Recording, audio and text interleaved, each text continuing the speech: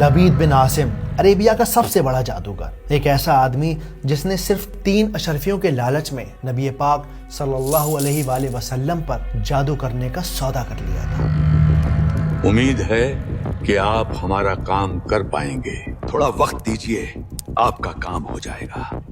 میں وہ بلا ہوں جو پھونک سے انسان کو راکھ کر دیتا ہوں، لاجواب۔ کتابوں میں یہ بھی منشن ہے کہ لبید اکیلا نہیں تھا، بلکہ اس کی بیٹیاں یا اس کی بیویاں اس کے ساتھ اس گناہ میں شامل تھیں۔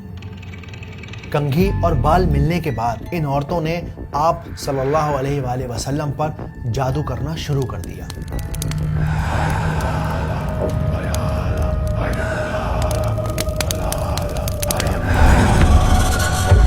اور پھر اسی کالی سیاہ رات میں لبید نے کنگھی اور گانٹھ لگے بالوں کو ایک بھاری پتھر کے ساتھ باندھ کر بر زروان نام کے ایک ویران کنویں میں پھینک دیا۔ محمد، اب آپ کا اللہ بھی آپ کو بچا نہیں پائے گا۔ یہ لبید کا جادو ہے جس کی پھونک انسان کو راکھ کر دیتی ہے۔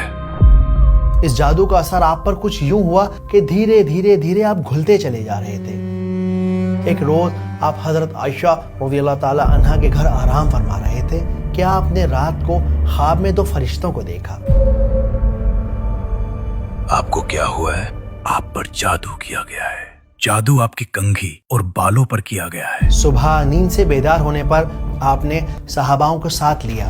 آپ اس کنویں پر گئے اور وہاں پتھر کے نیچے سے وہ سحر کا، وہ میجک کا سامان نکالا گیا۔ اور یہ وہ موقع تھا جب جبریل علیہ السلام نے آپ صلی اللہ علیہ وآلہ وسلم کو خبر دی، آپ سورہ فلق اور سورہ ناس پڑھتے جائیے اور ان گانٹھوں کو کھولتے چلے جائیے۔ اے پیغمبر صلی اللہ علیہ وآلہ وسلم، کہو کہ میں صبح کے مالک کی پناہ مانگتا ہوں ہر چیز کی برائی سے جو اس نے پیدا کی، اور گنڈوں پر پڑھ پڑھ کر پھونکنے والیوں کی برائی سے۔ جب ساری گانٹیں کھل گئیں، ساری نوٹس کھل گئیں، تب آپ صلی اللہ علیہ وآلہ وسلم نے بالکل ایسا محسوس کیا جیسے کسی نے آپ کو رسی میں جکڑا ہوا ہو اور اب آپ اچانک سے آزاد کر دیے گئے ہوں۔